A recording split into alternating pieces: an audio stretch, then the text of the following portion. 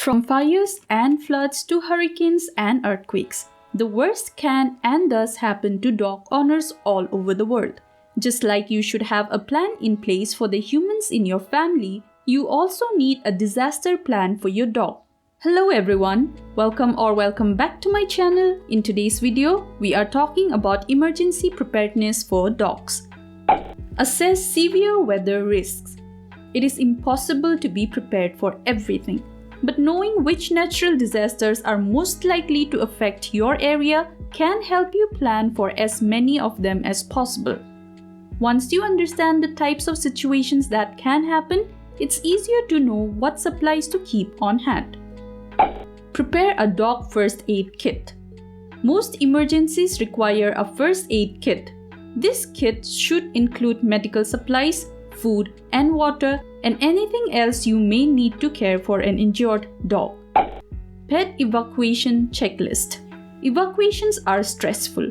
You may have to leave behind valued possessions, and you will often have very little time to decide what to take. The last thing you want to worry about is what your dog will need.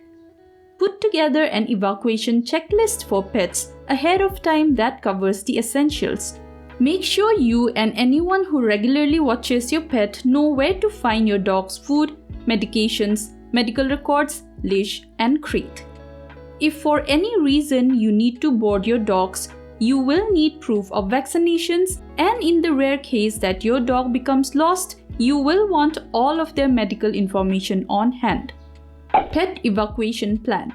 If you have to leave your dog home, dogs complicate things. Not all hotels accept pets, and it may be harder to find friends and relatives who are willing to open their home to both you and your companion animal. But here is the good news. Because of the Pet Evacuation and Transportation Standards Act, many communities in more than 30 states have shelters that accommodate people with pets. It is also a good idea to research pet-friendly hotel chains as a part of your emergency preparation plan.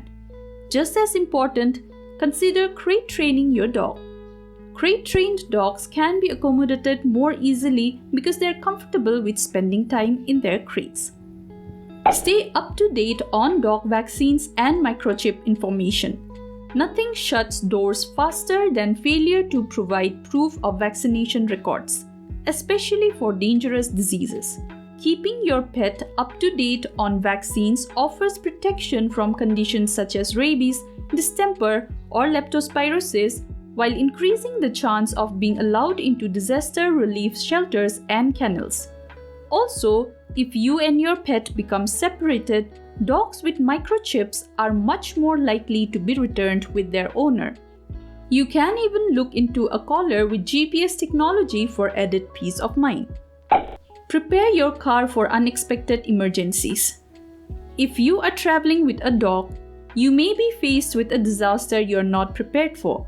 That is why it is essential to have a disaster plan that moves with you.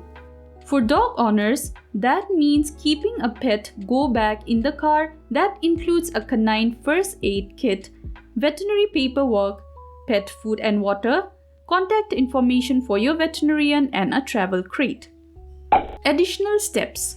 After doing all of the above, make sure the rest of your family knows the details. Not all dogs get along well with others. If you know that your dog will have trouble in crowded environment, make sure you pack a crate and perhaps even a soft basket muzzle for your pet's protection.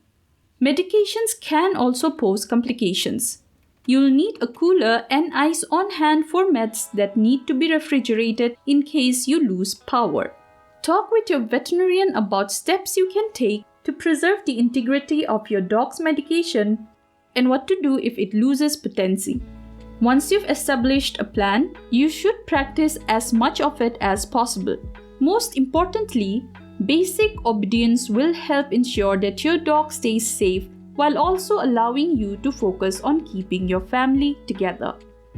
That's all for today. I hope this video has been useful to you. Until next time, thank you.